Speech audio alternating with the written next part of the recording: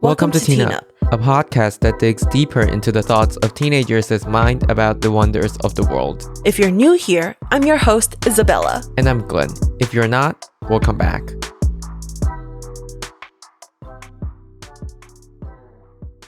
Here is a quick disclaimer.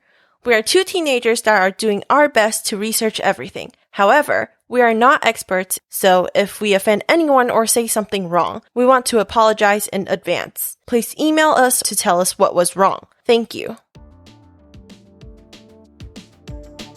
This month, we are going to be talking about relationships, like love relationships.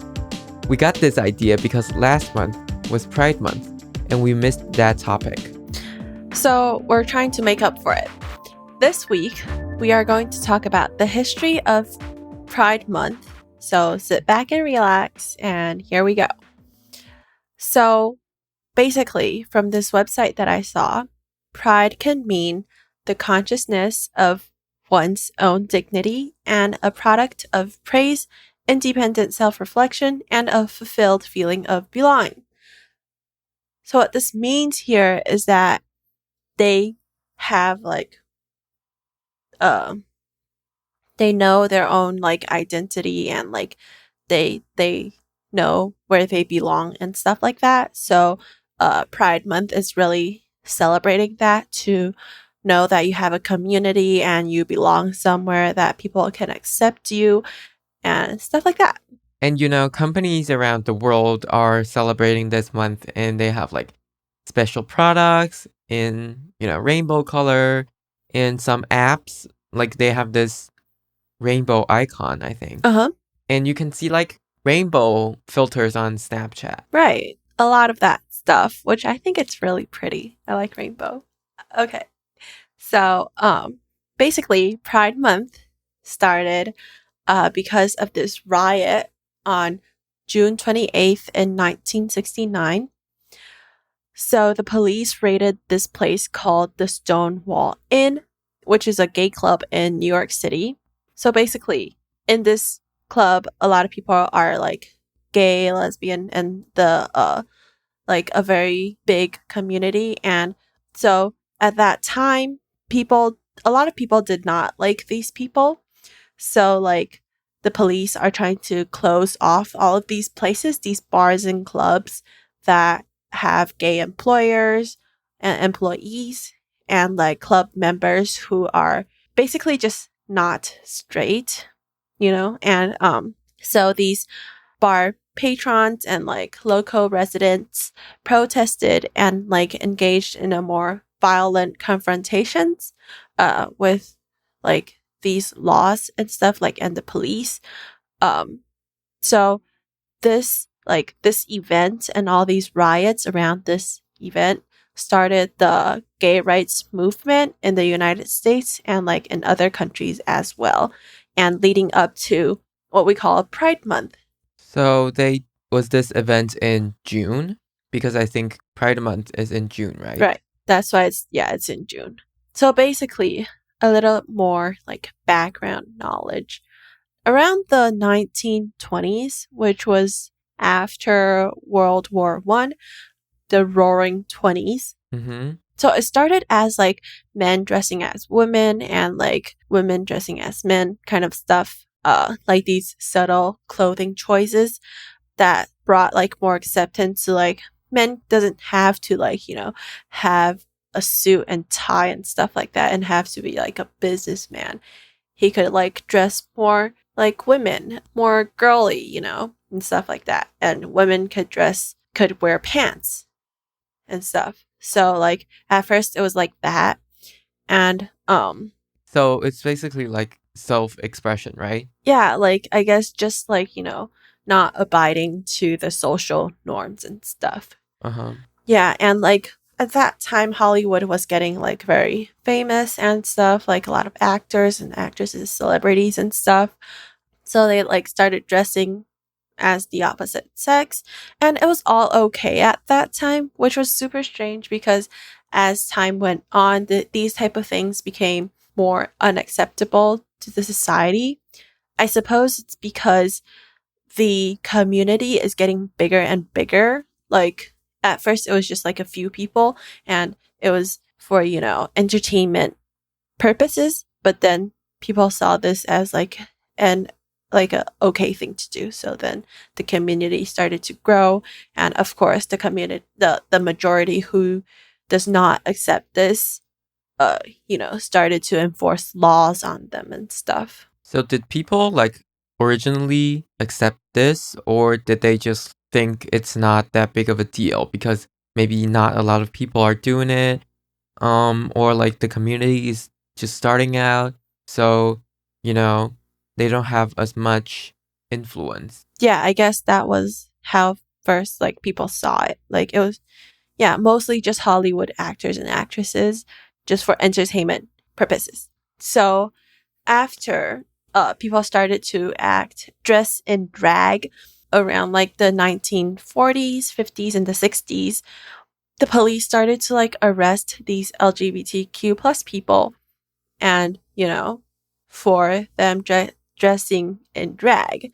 Arrest them? Yeah. So they have a law for people who dress like that, or it's like unlawful? Yeah, this is the thing here. It's actually not a law, but they use like really old laws to like enforce, to, kind of like make it fit this situation. It was at first not meant for this type of situation, but they just, made it like this.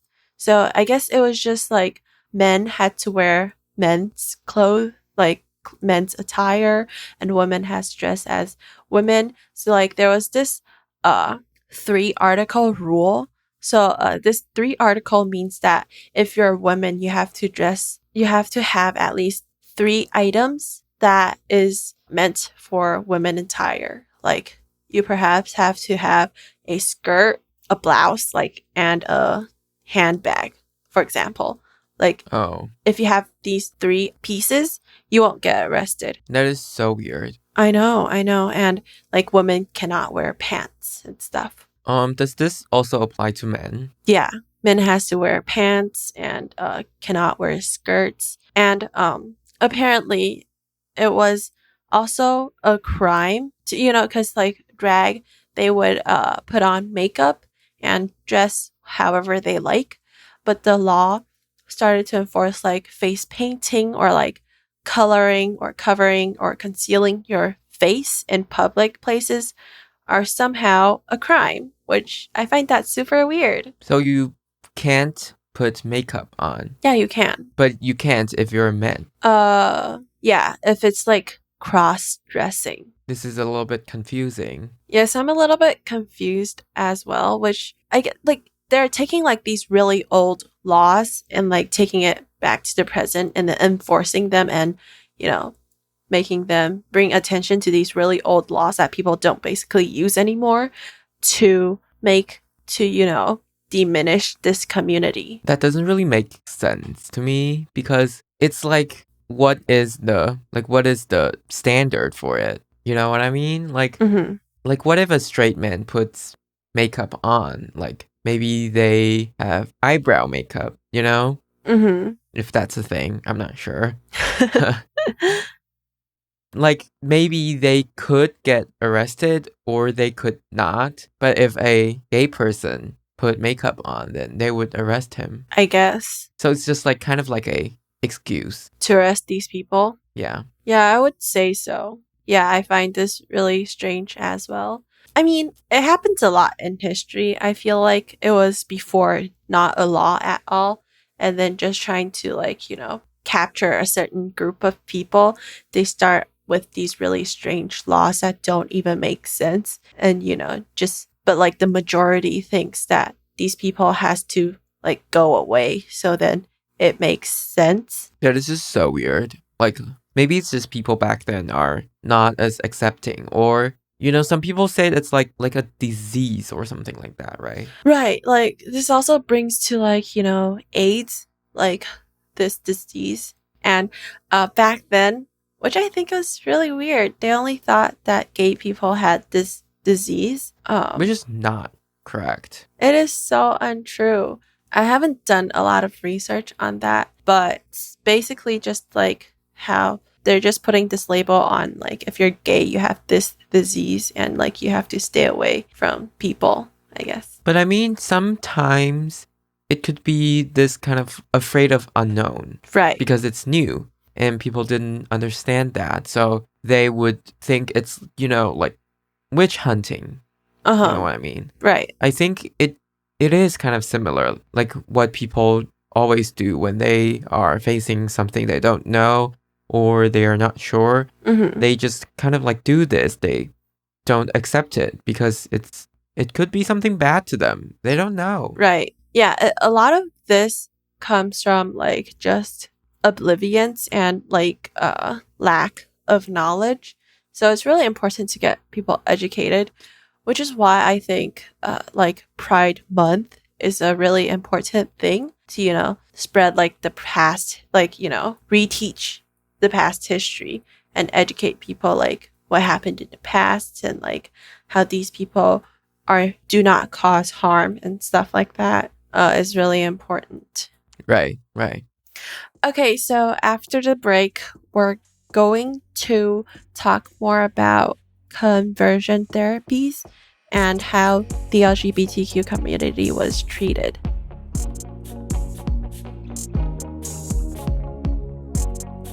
Welcome back. So now we're going to talk about the conversion therapy and how the LGBTQ community was treated.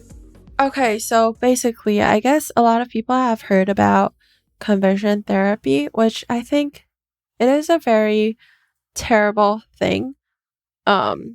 So it started as, I think, gay people were first known before like lesbians and stuff.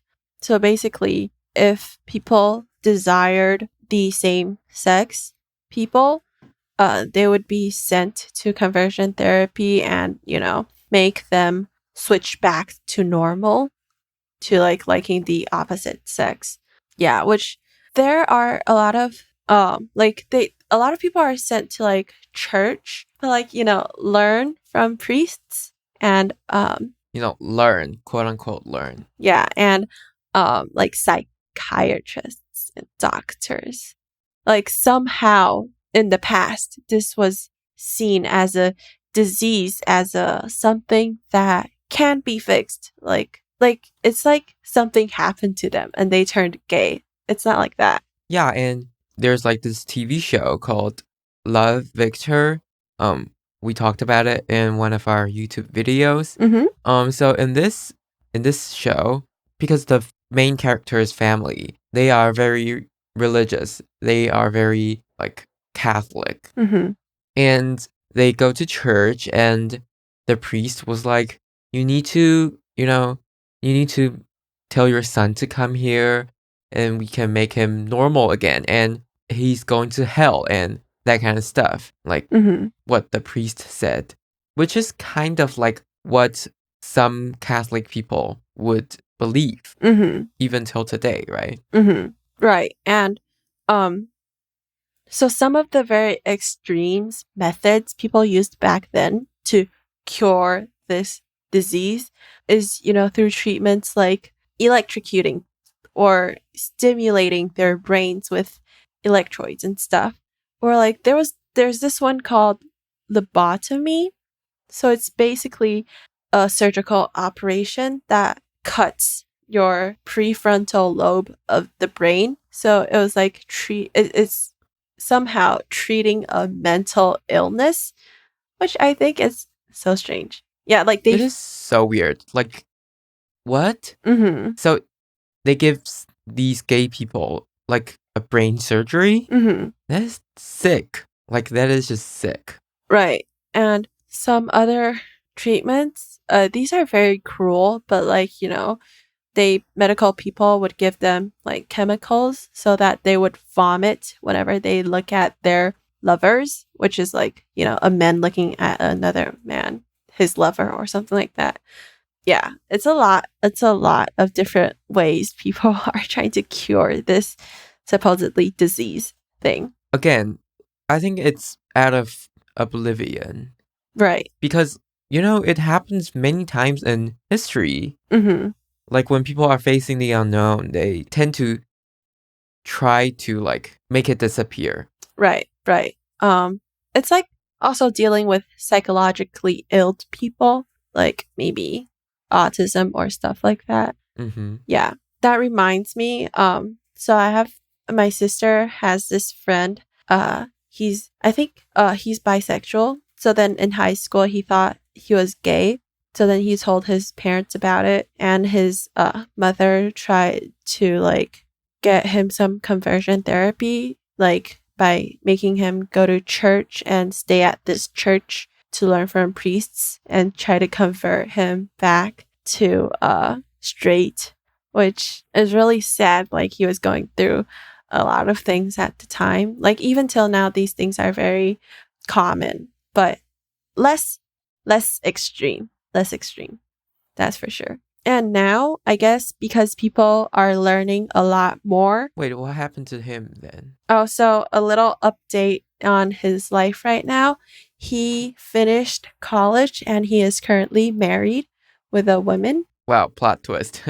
Yeah, that's why I said I think he's bisexual. Yeah. Okay. Anyways, so I think right now this situation is getting a lot better. And those people who are still very, very ignorant to this situation and stuff, Pride Month is extremely important. That it keeps happening every single year, so that we could remember and commemorate these riots, and have pride parades, workshops, and concerts that recognizes lesbians, gays, bisexuals, and transgender individuals, like past history, like what they had to go through to get to where they are now.